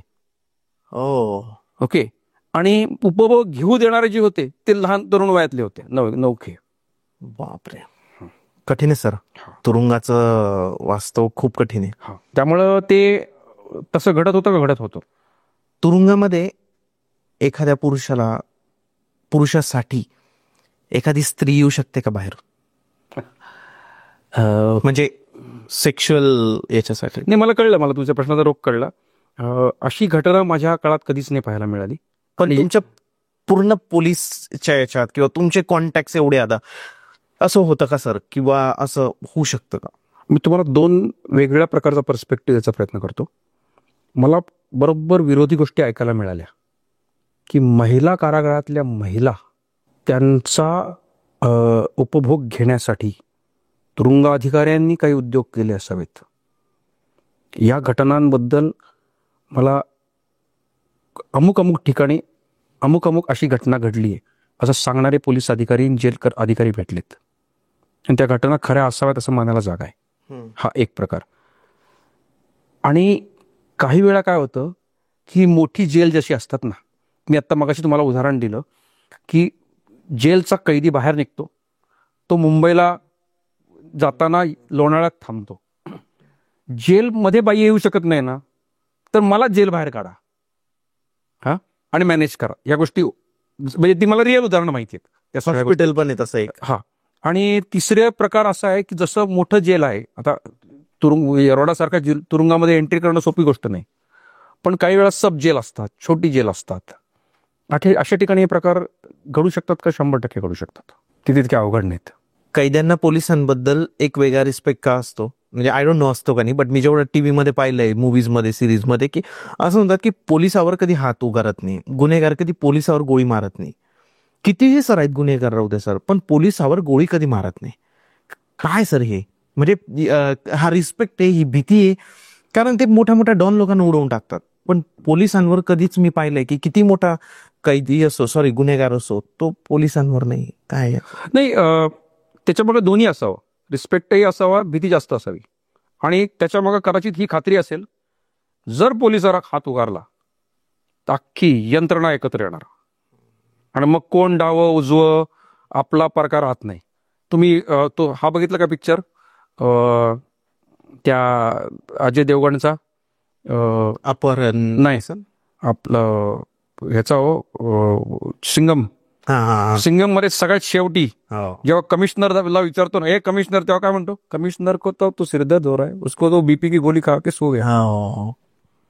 एकदा का यंत्रणेने ठरवलं एकत्र यायचंच सिस्टीमने, आणि त्यामुळं त्यांना माहिती आहे की त्यांच्या कल्पनेपेक्षा काहीतरी मोठं होऊ शकतं. आणि खरं सांगू, आतापर्यंत ना जी गोष्ट प्रेमात होती ना, म्हणजे आपण दुसरी बाजू बघतो पोलीस खात्याच्या बाबतीत, की कदाचित गुन्हेगारांना हे माहिती असावं की प्रेमात राहणं, एकत्र राहणं आणि अनेक वेळा साटेलोट करणं हे जास्त बेटर आहे. कशाला उगाच पंगे घ्यायचे. हो, एक रिस्पेक्ट आहे आणि तो भीतीदायक असू शकतो किंवा कसा असू शकतो, पण तो आहे. करेक्ट. आणि त्यांना तारतम्य असते एवढं. सर, जेलमध्ये व्हिडिओ कॉल सुरू झाले आता, तर ते लिगल आहे की कसं आहे, म्हणजे तो पर्स्पेक्टिव्ह? लिगल आहे, कारण आता काय आलंय, केंद्र सरकारनेच ही ई प्रिझन नावाची यंत्रणा लागू केली. त्याप्रमाणे मी ऑनलाईन मुलाखत टाकू शकतो. ओके. हा. आणि मला जर फिजिकली तिथे जाणं शक्य नसेल, उदाहरणार्थ मी पुण्यात आहे, कळंबा जेलमध्ये माझा क्लायंट आहे, तर मी तिथे व्हिडिओ कॉन्फरन्सिंगने मुलाखत टाकू शकतो. तो व्हीसी समोर बसतो, जसं मी वकील म्हणून त्याशी बोलू शकतो. अगदी तसं कुटुंबीय बोलू शकतात. ओके. आता सोय काय करू शकतात? अगदी. आता सोय काय झाली, पूर्वी काय, समजा झारखंड मधला एक कैदी आहे, त्याचे घरचे कधी येणार? बरं, जेलवाल्यांची स्टाईल कशी, आडनाव सेम पाहिजे, हा नातेवाईक आहे, तुम्ही त्याचे घरचे रक्ताचेच नातेवाईक पाहिजे. पुरावे कुठून आणायचे लोकांनी? साऊथ इंडियनचा माणूस आहे, माझं नाव काय पी साईनाथ, माझ्या बापाचं नाव काय पी गुरुनाथ, मग कशावर बाप? प्रॉब्लेम बघा. त्यामुळे काय व्हायचं, ह्या गोष्टीमुळे काय होतं, आम्ही असे नियम तयार केलेत की आम्हाला छोटे छोटे अधिकार कैद्यांना मिळणं दुरापास्त होऊन जातं. पण आता काय झालं, ऑनलाईन मुलाखत टाकायची सोय असल्यामुळे ऑनलाईन जा, आधार कार्ड अपलोड करा, बघा, मग ते मुलाखत टाकली, मुलाखत अप्रूव्ह झाली की ऑनलाईन मध्ये तो म्हणतो जे आधार कार्ड टाकले दाखवा, हे बघा, घ्या मुलाखत. हो, हे करता येतं आता ऑफिशियल. बरोबर आहे. सर, जर सगळ्या देशांचा विचार केला तर कोणत्या देशांमध्ये कैद्यांचं जीवन चांगलं आहे, तुरुंगात सगळ्यात जास्त चांगलं बघायला गेलं तर? तसं कुठल्याच देशात नाही. शेवटी एक सांगू का, की जेलमध्ये AC लावला म्हणून माणूस सुखी राहतो हा गैरसमज आहे. ज्या दिवशी तुम्हाला गजाआड बंद केलं जातं, ज्या दिवशी स्वातंत्र्य हिरावून घेतलं जातं, त्या अर्थी दिवशी माणूस तेवढाच दुःखी राहतो तिथंही. फक्त मी एवढं नक्की सांगतो की जगात असे अनेक देश आहेत की जिथली जेल व्यवस्था आपल्यापेक्षा कैक पटीनं मोठी आहे, कैक पटीनं चांगली आहे. मी यासाठी नाही म्हणत की त्यांना सुविधा देऊन जास्त पैसे खर्च करतात. तुम्हाला मी पुराव्यानिशी सिद्ध करू शकेन की आम्ही जास्त पैसे खर्च करतो. का? आपण जास्त करतो. कारण ज्या माणसाला 2 दिवसात घरी पाठवायचं त्याला आम्ही 6 महिने ठेवतो. बरोबर आहे. बरोबर. त्यापेक्षा 2 दिवस ठेवा, पण त्याला व्यवस्थित ठेवा. माणसाला लवकर बाहेर काढला पाहिजे आणि जेवढा वेळ ठेवाल तेवढा वेळ त्याला चांगला ठेवला पाहिजे, या मताचा मी आहे. ओके. तर स्कॅन्डिनेव्हियन कंट्रीज झाले, म्हणजे फिनलंड सारखा देश झाला किंवा नॉर्वे सारखे देश झाले, युरोपातले अनेक देश की जिथली परिस्थिती फार बरी आहे, ते जाऊ द्यावं. दुबईची तुरुंग, दुबईच्या तुरुंगात बुफे डिनर आहे, एअर कंडिशन तुरुंग, बुफे. फक्त जर शिक्षा झाल्यास उद्या चॉपचा बघू शकतो, पण आज तुम्हाला बुफे नेणार. जर समजा एखादा माणूस फायनान्शियल क्राईम मध्ये आत गेलाय तर 3 दिवस 4 दिवस त्याला व्यवस्थित तुम्ही जा, तिथं तुम्हाला जेवण पाहिजे ना, घ्या प्लेट, स्प्रेड मांडलाय, जावा, बसता का बसा, they will treat you nicely. म्हणजे ही जी कॉन्सेप्ट आहे आपल्या मनामधली की माणसाला तुरुंगात टाकल्यानंतर पण एक्स्ट्रा शिक्षा दिली पाहिजे. कारण तुरुंगात टाकणं हीच शिक्षा आहे ना. लोकांना अजून एक लक्षात येत नाहीये की मी तिथं आत जाऊन AC मध्ये राहिलो म्हणजे मला घरी यायचा त्रास वाटेल आणि मी तिथं सुखी राहीन, असं होत नाही. असं नाही होत. स्वातंत्र्यापेक्षा मोठी गोष्ट कुठलीच नाही. त्यामुळे आतमधला गरीब माणूस सुद्धा, त्याला स्वतःचं घर नाही, तो म्हणजे मी रस्त्यावर फुटपाथवर झोपीन, आत नाही झोपत. तर कठीण आहे सर, फार फार कठीण आहे. तुम्ही असं कधी पाहिलंय का सर की कैद्यांना पोलीस अधिकारी येत आहे आणि मारतायत? असं होतं, मारलं जातं तुरुंग? पोलीस नाही मारत, पण जेलवाले मारतात ना, जेल कर्मचारी का मारतात सर? सवय लागली आम्हाला. म्हणजे गोरे इंग्रज गेले आणि काळे आले, हा फरक आहे, बाकी काहीच नाही झालं. मारतात सर. हा, आणि ती भयान मारहाण असते. तुम्ही पाहिली डोळ्याने? अगदी, अनेकदा. बापरे. आणि असंच सर करुण मारहाण. अरे अरे, वय पातनी काय संबंध नाही. आणि दुसरी गोष्ट अशी झाली की ती कदाचित पोलिसांपेक्षा जास्त भयानक असते. पोलिसांना काय होतं माहितीये का, पोलीस कोठडीत माणूस जर 8 टेस्ट असते त्याची मेडिकल करायची असते, त्या पोलीस काय करतात, मेडिकल मॅनेज करून करतात ना. मग समजा मेडिकल आत्ता झाली समजा, तर मेडिकल झाल्यानंतर मारा ना, आधी नका मारू, म्हणजे दिसतं एक्सपोज होत नाही. पोलिसांना निदान काळजी तरी घ्यावी लागते बाबा की फार वळण उठू नयेत. तिथे टेन्शनच नाही ना, आज वरण उठले काय, चट्ट्या लागले काय, जखमा झाल्या, काहीच फरक पडत नाही. कोण बघायला येते? तुमच्यावर कधी कुणी हात उचललाय जेलरने? नाही. मला असं वाटलं होतं की एक दिवस एक जेल कर्मचारी होता, तो मला मारहाण करेल म्हणून. का सर? मी एका विभागात कटिंग चालू होती आणि मी शेजारच्या विभागात होतो. तर जवळजवळ कोरोनापासून आत आल्यापासून 1 महिनाभर दाढी कटिंगच केली नव्हती, कारण त्या काळात दाढी कटिंग कोरोनाच्या काळात बंद होती. अचानक मला तिथल्या एका माणसाने सांगितलं की हा दरवाजा उघड, पलीकडे कटिंग चालू, 5 मिनिटात वस्तारा मारून येऊ परत. तर आम्ही तिकडनं गेलो, लाईनीत उभं राहिलो, वस्तारा मारला, दाढी झाली, कटिंग झाली, जरा बरं वाटलं. निघताना एका जेल कर्मचाऱ्यांनी पकडला. तुम्ही आला कसं तिथं, अक्षरशः मी हात पुढे गेले होते, मला माहिती तर पट्टे पडणार आहेत, तेव्हा कोणीतरी त्याच्या कानात सांगितलं. म्हणजे अशी छडी मारतात? बाबा, फायबरच्या छड्या असतात, लाकडी छड्या असतात, बेकार मारतात ते. म्हणजे मी तेव्हा मनाची तयारी केली होती की आज पडणार आहे. That is only incident. पण त्यांना तर तुम्ही कोण आहे ते माहिती असेल, त्यामुळे नाही तेव्हा त्याला माहित नव्हतं. त्या माझ्या बरोबर असलेल्या दुसऱ्या कैद्यांनी सांगितलं, साहेब नका करू, असं आहे म्हणे. मला त्यांनी विचारलं का केलं. म्हटलं साहेब आल्यापासून 1 महिनाभर झाला मला कोणी दाढी कटिंग काहीच नाही म्हटलं इथं आल्यापासून. मग त्याच्यानंतर मग त्यांनी तिकडं स्टाफ मागवला आणि बाकीच्या कैद्यांना नाही करवला, हा वेगळा भाग. पण त्या दिवशी मात्र वाटलं होतं तुम्हाला, वाईट होती की समोर दिसतंय की आता आहे आज. सर चुकीचं आहे ना पण असं मारणं. म्हणजे आता ठीक आहे, सगळ्या गोष्टी, गुन्हे असतात लोकांचे, वेगवेगळ्या गुन्ह्यांमध्ये लोक आलेले असतात, पण वय म्हणजे सर 55-60 वर्षाच्या माणसाला पण मारतात. हा, म्हणजे काय होतं, 55-60 वर्षाचा माणूस शक्यतो तेवढा जेलमध्ये उद्योग करत नाही उलटे सुलटे. पण आजच्या घडीला जेलमधले 2/3 कैदी जे असतील ते साधारण 25-30च्या आतलेच आहेत. त्यामुळे बहुतेक वेळा मारामारीचे प्रसंग यांच्याच बाबतीत उद्भवतात. आणि मग नंतर मग काही जेलर येऊन मारतात त्यांना. हा, आणि मग ते भयानक मारहाण असते. मग त्याला आम्ही कांबळे शॉट म्हणतो. गोंडपाट वरनं टाकायचा अंगावर की जेणेकरून वण उठत नाहीत, आणि मग वरनं फायबरच्या काट्याने पडवा. अरे अरे अरे, डेंजर आहे सर. हा म्हणजे अक्षरशः ते बकर कापताना जसं ओरडत तशी लोक ओरडताना पाहिलेत मी. लाल बुंद अंग सुजेपर्यंत मारलं जातं. आणि त्याला दुर्दैवानं असं आहे की आतमध्ये कोणी बघायला जात नाही. म्हणजे आपण येरवडा जेल असेल किंवा आर्थर रोड असेल, या जेलला कस्टडीला ज्युडिशियल कस्टडी म्हणतो, न्यायालयीन कोठडी म्हणतो. म्हणजे आमचा मालक कोण? न्यायालय. म्हणजे येरवडा जेलचा खरा मालक कोण? तर प्रिन्सिपल डिस्ट्रिक्ट जज पुणे. करेक्ट. परंतु झालंय असं की मालक जर विसरून गेला की मीच मालक आहे, किंवा मालकाच्या जागेवर जर जुन्या काळातला भाडेकरू कायदा होता ना, तशा एखाद्या भाडेकरून डल्ला मारला असेल तर मालक फक्त कागदोपत्री उरलाय. हा, आणि हा भाडेकरू जो जेलर आहे किंवा जेल सुपरिंटेंडंट आहे हे मालक झालेत. त्यामुळे यांना कोण जाब विचारणार? किंबहुना नागपूरला मी जेव्हा नागपूरच्या प्रिन्सिपल डिस्ट्रिक्ट जजना पुस्तक द्यायला गेलो होतो, तेव्हा त्यांनी मला प्रश्न विचारला होता, is there any message for me? या पुस्तकामध्ये पुस्तक वाचीनच म्हटले, पण यात माझ्यासाठी काय म्हटले? म्हणजे सर तुमच्यासाठी एकच मेसेज आहे की न्यायालयीन कोठडी आहे आणि तुम्ही मालक आहात. तुम्ही तुमचा मालकी हक्क दाखवा, आमचे निम्मे प्रश्न सुटले. गृहमंत्र्यांचं जसं आता महाराष्ट्राचे गृहमंत्री देवेंद्र फडणवीस आहेत, तर त्यांचा कंट्रोल असतो का जे या जेट्सवर वगैरे, किंवा त्यांची ऑर्डरने काही गोष्टी चेंज होऊ शकतात? 100% होतील. तुम्ही भेटाल फडणवीसांना जर चान्स मिळाला तर, आणि सांगाल या गोष्टी, पुस्तक द्याल तुमचं, आणि काय बोलाल फडणवीसांशी?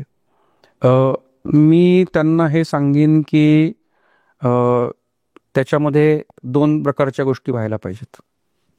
एक म्हणजे जेल मॅन्युअल नावाचं एक कागद जुन्या काळात बनलाय, जो 50% कधी लागूच झाला नाही, तो फक्त कागदावर शिल्लक आहे. म्हणजे जेल मॅन्युअल आहे तसं जर लागू झालं तर 50% समस्या मिटतील. आणि दुसरी गोष्ट अशी की ज्या गोष्टी जेल मॅन्युअलमध्ये नाहीत, हां, आणि किंवा जेल मॅन्युअलमध्ये आहेत पण ते चुकीच्या पद्धतीने आहेत. म्हणजे उदाहरणार्थ जेल मॅन्युअलमध्ये एका ठिकाणी लिहिलंय की जेलच्या कॅन्टीनमध्ये तंबाखू, बिडी, सिगरेट विकता येईल म्हणून. काय कुणी लिहिलं? कोणाची अक्कल? कुणी डोकं चालवलं? तर त्यामुळं मुख्यमंत्र्यांनी जेल मॅन्युअल नावाच्या एका कागदावर जर कंट्रोल ठेवला तर अख्खी जेल व्यवस्था सुधारेल.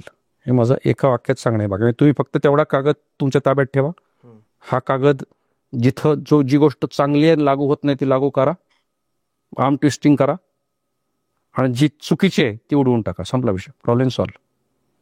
आणि लोक गुन्हेगार नको बनण्यासाठी गृहमंत्र्यांनी काय स्टेप्स उचलल्या पाहिजे? तुम्हाला काय वाटतं सर?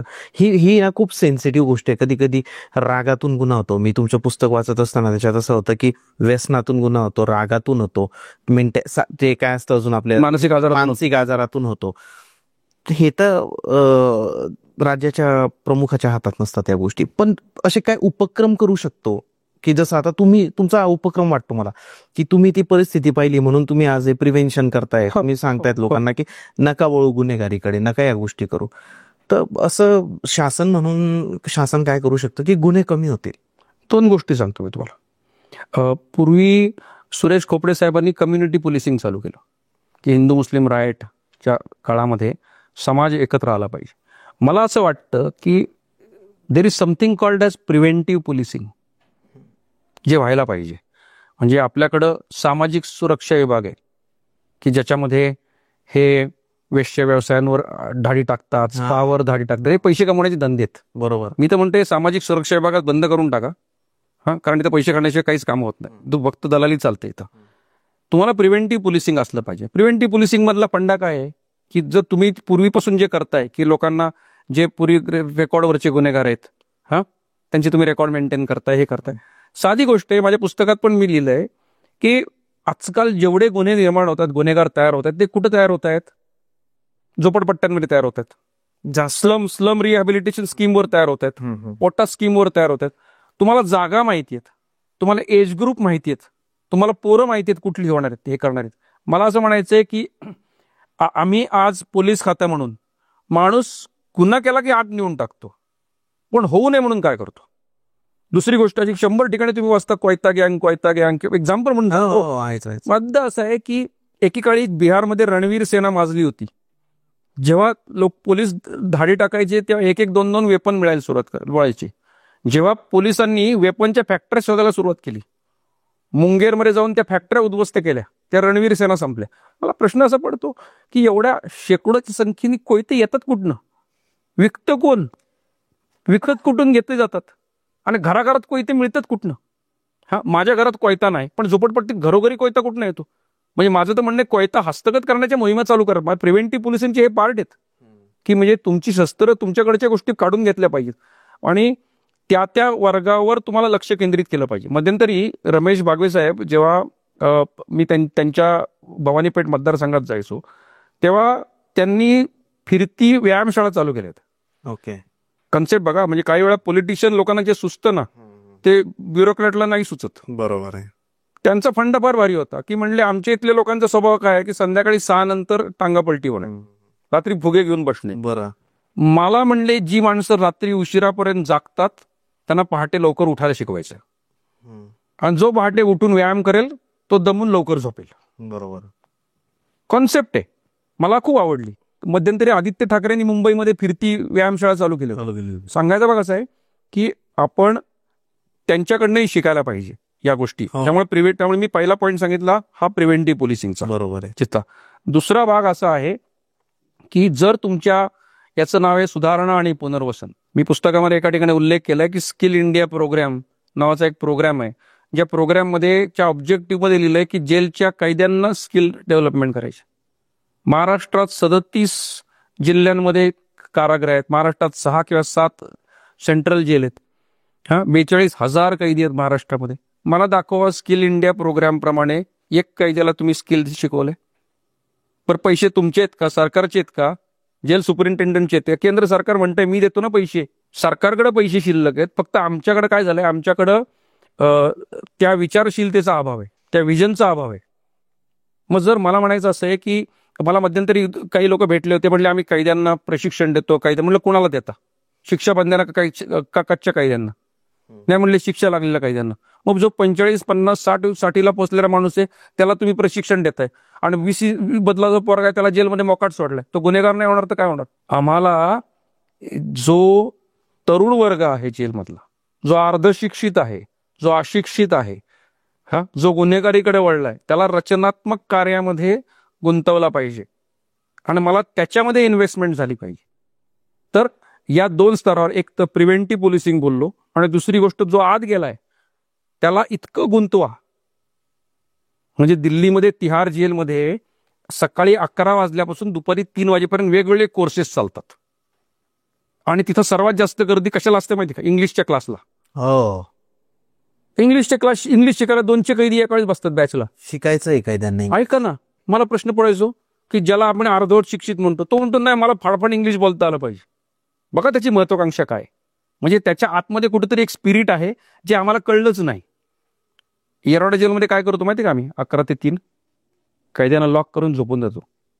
सकाळी 11 ते दुपारी 3 या वेळात येरवडा जेलचे कैदी काय करतात? एक तर झोपतात, नाहीतर 12 ते 1 त्यांच्या रेडिओवरची गाणी ऐकतात, नाहीतर चेस खेळतात, नाहीतर एक जमिनीवरचा चल्ल 60 नावाचा एक खेळ आहे तो खेळतात आणि झोपतात.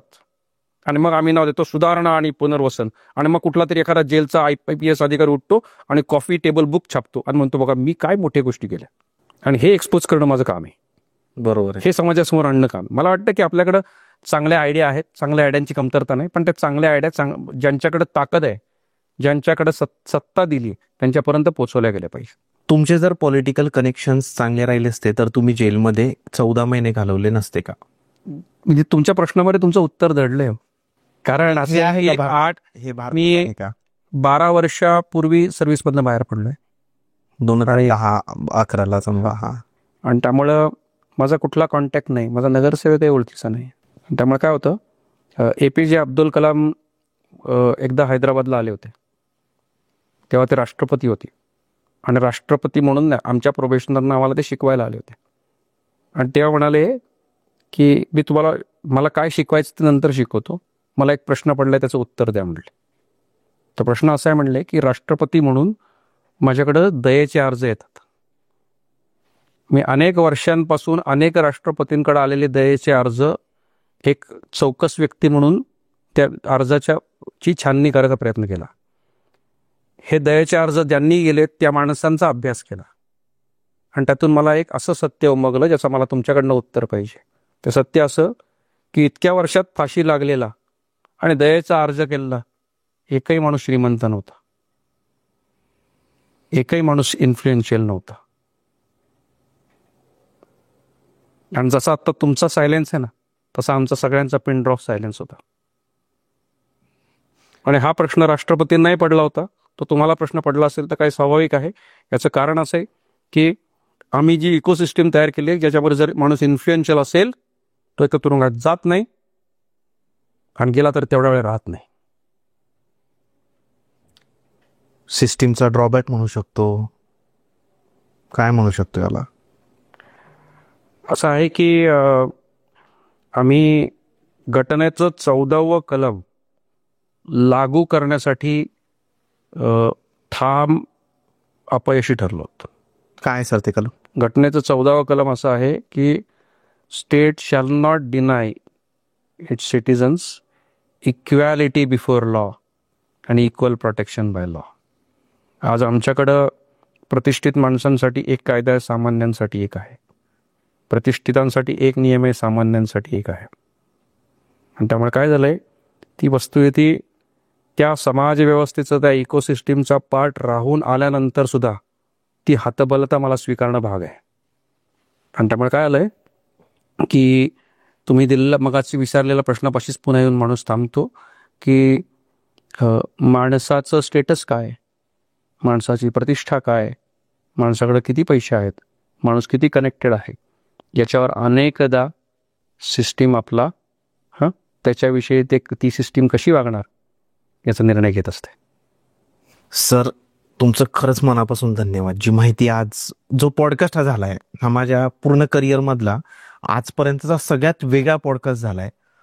लोकांना पण आज खूप वेगळी माहिती मिळाली आहे. म्हणजे हे जनरल गोष्टी आपण फक्त वाचतो, टीव्हीमध्ये बघतो, खरी रियालिटी काय आहे जेलची हे आज तुम्ही सांगितलंय. तुम्ही तुमचे प्रश्न अजून मांडा याच्यामध्ये कमेंट सेक्शनमध्ये. सरांसोबत जर झालं तर आपण अजून मल्टिपल पॉडकास्ट करू, कारण खूप वेगळं आहे हे विश्व. आपल्याला आपण फक्त ऑफिसला येतो, घरी जातो, बस एवढी आपल्याला माहिती आहे. बट खूप खूप वेगवेगळ्या गोष्टी आज मलाही कळल्या आणि मी तर म्हणजे मला निशब्दच होऊन गेलो की काय बोलू आता.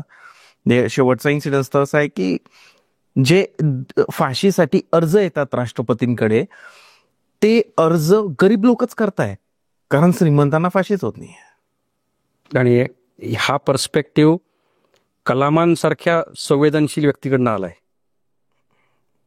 म्हणजे तो मी 20 वर्षात विसरू नाही शकलो तो इन्सिडेंट. बरोबर आहे. आणि आजही मी आतमध्ये कैदी असताना कदाचित त्याचंच प्रतिबिंब आत पाहत होतो. वेगळं काहीच घडत नव्हतं. एक प्रश्न राहिला सर, पुढच्या 5 ते 10 वर्षात तुम्ही स्वतःला कुठे बघताय? मी इतकंच सांगतो की ज्यावेळी मी सर्व्हिसमधनं बाहेर पडलो आणि कॉर्पोरेट क्षेत्रात गेलो, तेव्हा मला असं वाटत होतं की आपण ते खूप विश्व एन्जॉय करतोय. आत गेल्यानंतर जेव्हा लोकांची अवस्था पाहिली, म्हणजे त्यानंतर पहिले 15 दिवसानंतर माझ्या स्वतःच्या समस्यांचा मला विसर पडला होता. मला कारण त्या सुरेश भटांची एक त्या गझलेतल्या 4 ओळी आहेत अशा की पाहिले दुःख तुझे मी जेव्हा, दुःख माझे लहानगे झाले.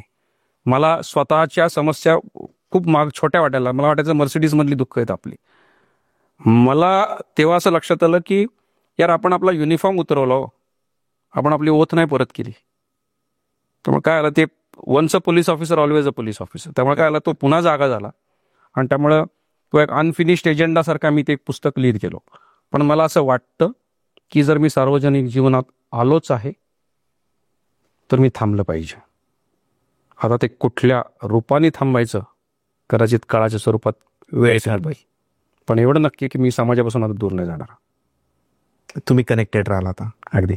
आणि सर कैद्यांसाठी काहीतरी करा अजून, म्हणजे जेवढं शक्य. तुम्ही खूप काही करताय, पण आज या पॉडकास्ट नंतर माझ्या तोंडातून हा शब्द नाही की मारहाण तरी नको व्हायला. सर ठीक आहे, शिक्षा द्या, काय करा, मारहाण खूप वेगळ्या लेवलला होऊन जाते. नाही, ते खरं आहे. म्हणजे ते पण जोपर्यंत त्यांच्यावर आपण न्यायालयाची घारीची नजर नसेल ना, तोपर्यंत हे नाही सुधारणार. बरोबर. त्यांना जोपर्यंत भीती नाही वाटणार ते पण की हे आपल्याकडं ना, लक्षात ठेवा, कुठलाही कायद्याची अंमलबजावणी करताना एक मॉरॅलिस्टिक व्ह्यू असतो, दुसरा लिगॅलिस्टिक असतो. मॉरलिस्टिक व्ह्यू म्हणजे लोकांना ना जागृत करा, लोकांना ना प्रेरित करा की मग लोक कायदे पाळतील, असं काही नसतं. असं काही नसतं. दुसरा व्ह्यू असतो लिगलिस्टिक व्ह्यू. तोडा की कायदा, बिंदास तोडा, तोडलं की 100 रुपये दंड. आणि मी खात्री देतो की प्रत्येकाकडनं 100 रुपये वसूल होणार म्हणजे होणार. या दोनपैकी कुठला पर्स्पेक्टिव्ह जास्त वर्क होतो? लिगलिस्टिक. त्यामुळं जेल कर्मचाऱ्यांनी सांगितलं, बाबांनो नका मारहाण करू, कोण नाही ऐकणार. त्यांना कुठला तरी ओम शांतीच्या याला किंवा जाऊन ध्यानस्थ बसवला, त्यांनी नाही होणार काय परिणाम तेव्हा होतील जेव्हा आपण त्यांना स्वतःला असं वाटेल की जर ह्यातून आपण चूक केली तर आपली नोकरी जाऊ शकते. बरोबर.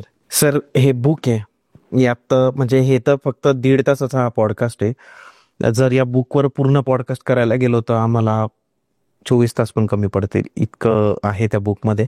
सर, हे कुठे कुठे अवेलेबल आहे, कुणाला विकत घ्यायचं असेल तर? हे पुस्तक महाराष्ट्रातल्या सर्व प्रमुख जिल्ह्यामध्ये प्रत्येक चांगल्या मोठ्या डिस्ट्रीब्युटरकडे उपलब्ध आहे. ओके. आणि म्हणजे महाराष्ट्रातल्या 37 पैकी ते साधारण 28 वगैरे जिल्ह्यांमध्ये पुस्तक उपलब्ध आहे. Amazonवर उपलब्ध आहे, बुक गंगावर उपलब्ध आहे, अनेक ऑनलाईन प्लॅटफॉर्मवर पुस्तक उपलब्ध, पुस्तक विश्व वगैरे आजकाल असे बरेच प्लॅटफॉर्म झाले ज्यात पुस्तक उपलब्ध आहे, तिथून ते घेऊ शकता. अगदी. आणि सरांबद्दल अजून तुम्हाला जाणून घ्यायचं असेल, जे मुद्दे की जसं भूत, त्यासोबतच कसाबद्दल काही माहिती, लगावबत्ती या चॅनलवर सरांचा एक पॉडकास्ट आलाय, तो तुम्ही नक्की बघा. कारण मी तो पॉडकास्ट बघितल्यानंतरच सरांना अप्रोच केला होता. जरी न्यू आमचे सर युट्यूब चॅनल असले, बट माहिती इम्पॉर्टंट असते. सर, तुमचं खरंच मनापासून धन्यवाद. थँक्यू. Thank you sir.